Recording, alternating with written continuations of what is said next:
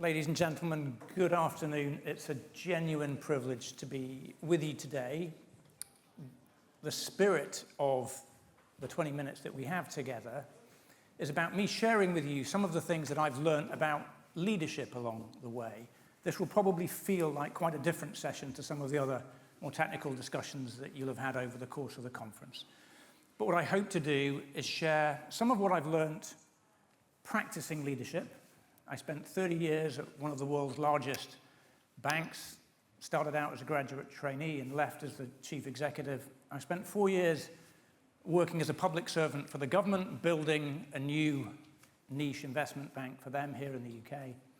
And I'm now spending quite a lot of time in the third sector. So I've learned a lot myself from practicing leadership and all that comes with it, but I've also learned probably just as much watching others lead. Watching them lead well, watching them lead not so well in some circumstances. But what I want to do today is share with you, in the brief time we've got, some of the things that I've learned. So I'm going to share 8 leadership lessons. As you might hope, I've got an awful lot more material than I can deliver in 20 minutes. If any of you want a longer conversation about leadership, come and find me. But today, 8 lessons. The first is that there is no fixed archetype for leadership or for who a leader is.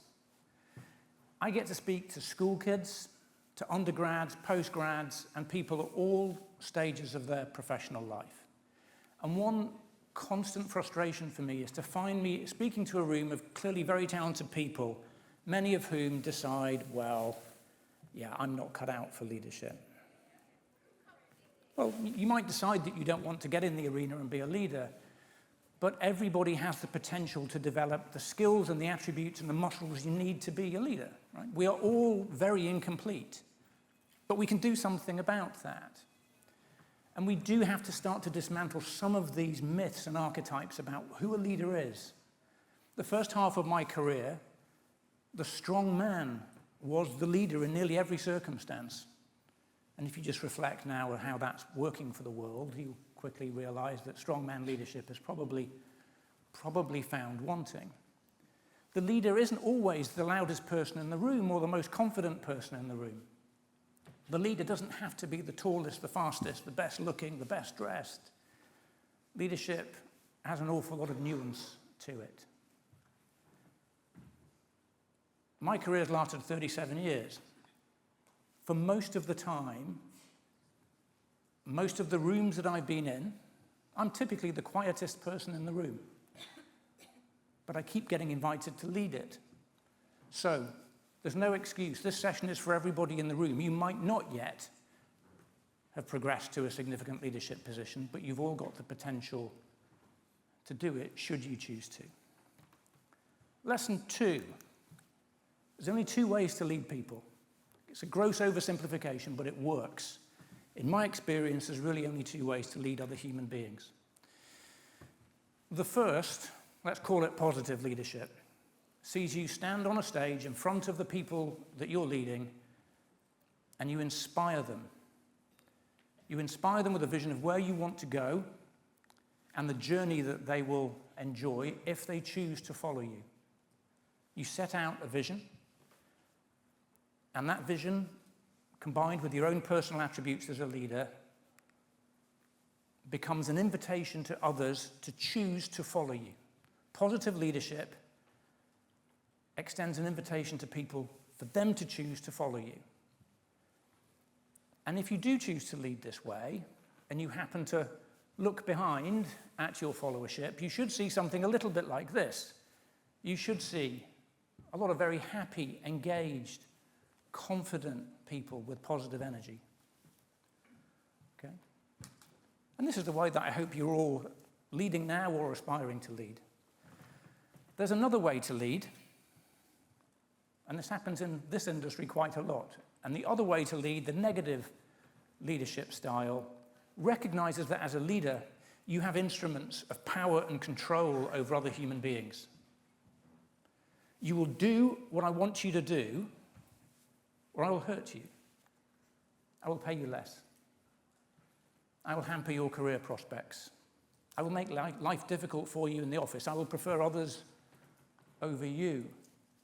You recognize that fear, in certain circumstances, can work, and you exercise your ability to use fear to influence and control other human beings. Now, if you choose to lead that way, again, and you look behind at your followership, whatever shape that's in, you might see people who look a little bit like this.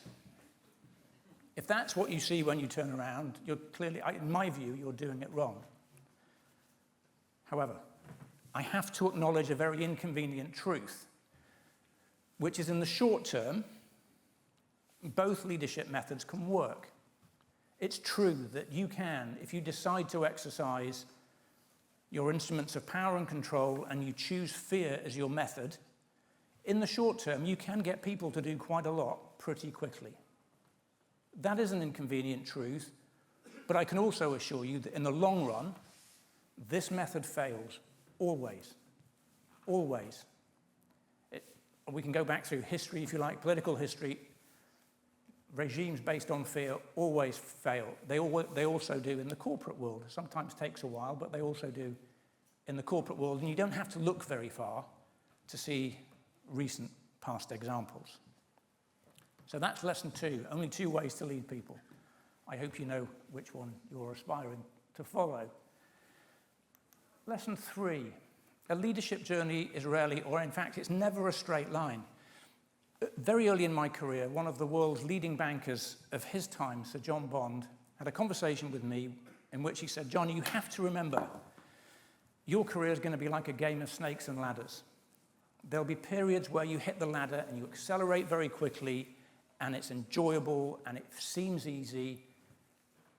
Enjoy those periods when they come, but you should also prepare yourself for the snakes. Those periods when it's difficult and you have to go backwards. And I remember that conversation. I was very junior at the time and he was very senior. I didn't think too much more about it until I was about halfway through my career and I started to hit some of the snakes. And those crucible moments, those defining moments when you might have messed up, you might have failed, you might have been part of a system-wide issue that was causing significant stress. In the moment, they're awful. But actually, when I look back at my career, those moments were some of the best learning experiences that I had. So we might all aspire for the smooth ride to the top, and we might all aspire to keep getting the ladders. The snakes are inevitable. Some of you in this room, I'm guessing, have already experienced it. Some of you might be early enough in your career that you have not yet experienced it. It will come. When it comes, it's awful in the moment, but if you decide you're going to dig your way out of it, I suspect, like me, you will look back on those moments and think they're some of the best, most productive, defining moments of your career. There will be that moment, though, where you have to decide, am I going to get back up off the floor, or am I going to stay down? And at that point, very clarifying moments for you, because no one else can help. You have to decide, well, people can help, but you have to decide you're going to get off the floor. A leadership journey is never a straight line. Now, the next 2 lessons relate to communication skills and the need as a leader to be able to communicate with people. I can't imagine anybody being an effective leader, let alone a great leader, without the ability to communicate well in every instance. It might be text, it might be WhatsApp, it might be standing on the stage delivering a speech, it might be a town hall, but you have to get good at this.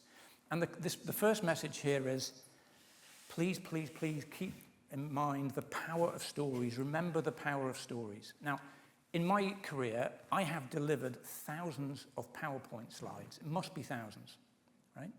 And so have you, probably. And I can absolutely assure you that no one remembers any of the slides, and they were damn good slides. No one will remember any of the slides that I delivered, right? Delivering good PowerPoints is a necessary part of corporate life, I get it, and it's a necessary part of leadership. But if you really want to engage other human beings, the slides are necessary but not sufficient. Stories are the way to engage. So I've delivered thousands of slides and no one remembers. In the latter half of my career, I learnt to tell stories. I learnt to use stories as a mechanism for connecting with an audience and getting them to think about something that was important. I mean, I'm not suggesting you tell random stories for the sake of telling random stories. You know, you're not stand-up comedians. That's not the message.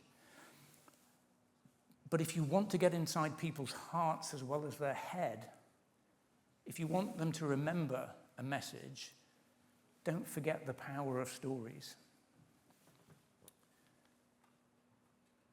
I said that in the second half of my career, I learned to tell stories. I will meet every month pretty much, I will bump into somebody. Sometimes I know who they are, and sometimes it's slightly awkward. I have no idea who they are, but they will say to me, I remember when you told me. Now, the image on the screen is a purple monkey. It's a soft toy. We don't have time for the story. It's always with me. It's here. It's in my pocket. I shared this story when I was at HSBC probably 15 years ago. My son gave this to me when he was 6, and he gave it to me because he was just worried that I didn't have good toys to play with in the office, so he gave me this. And it's with me all the time. It's always been with me, and it's a good luck charm now. My son turned 28 on Wednesday, okay? So it's been with me for 22 years. Now, the moment I tell people this, you remember this, right, now? Because not many senior bankers stand on a stage and confess that they carry a cuddly toy with them.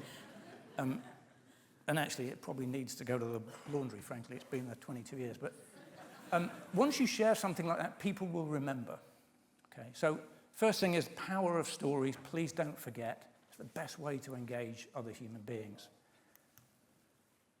The next one, this comes back to kind of being a teenager. If you remember the phrase when we were at school, show you're working, right? Don't just give the answer in a maths or a physics test. Show you're working so that the teacher can see your logic and how you got there. Corporate communications too often sees leaders emerge from their cave and pronounce, I have decided the following thing, and then they walk off stage and think that that's sufficient. If your instincts tell you what you're about to deliver is difficult or controversial, don't just emerge from your cave and pronounce. Get in front of your people and say to them, this was difficult. This was not a straightforward decision to make. But what I'm going to do is I'm going to talk you through how I made the decision. I'm going to talk you through the choices available to us, the trade-offs. I'm going to talk you through the logic. And the moment you do that, you're showing them enormous respect. You're inviting them into your cave for a brief period of time. And they still might not like your decision, because the decision is no different than if you just pronounced. But my experience tells me you'll get a lot more buy-in to what needs to happen post the announcement if you show you're working. Now, there are some that would say, well, standing on stage and saying, I found this difficult, that's not what leaders do. In 2026, that's what leaders need to do, because your workforce can smell BS a mile off. And if they know it was difficult, they'd much rather hear a leader say, look, it was difficult. And there are going to be so many difficult choices to make now, for all the reasons you understand about how the workforce is changing and how technology is changing the world. If it's difficult, acknowledge it. The notion that being authentic and expressing a little bit of vulnerability at key moments is a sign of weakness in leaders is horribly misplaced. It's a sign of strength and confidence. That's lesson 5. Right, lesson 6, we've got 3 to go. Accept the wisdom of Brené Brown. Put your hand up if you know who this is.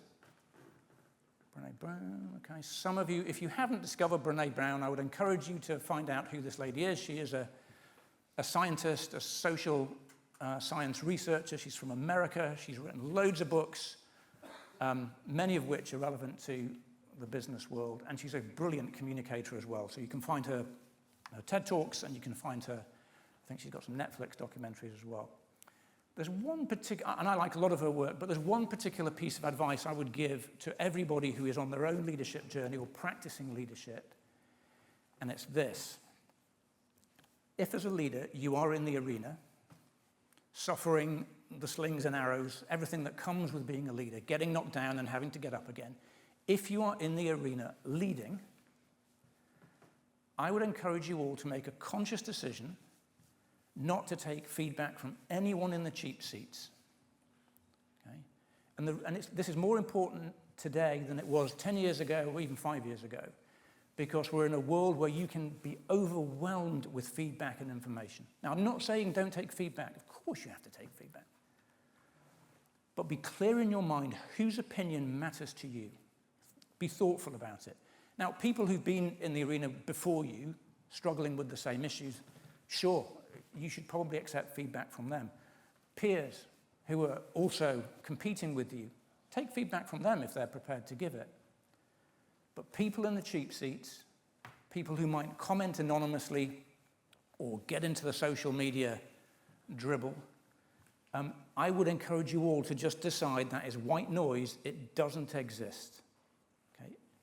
If you decide that's not the case and you decide to embrace it, there is every risk that you will drown.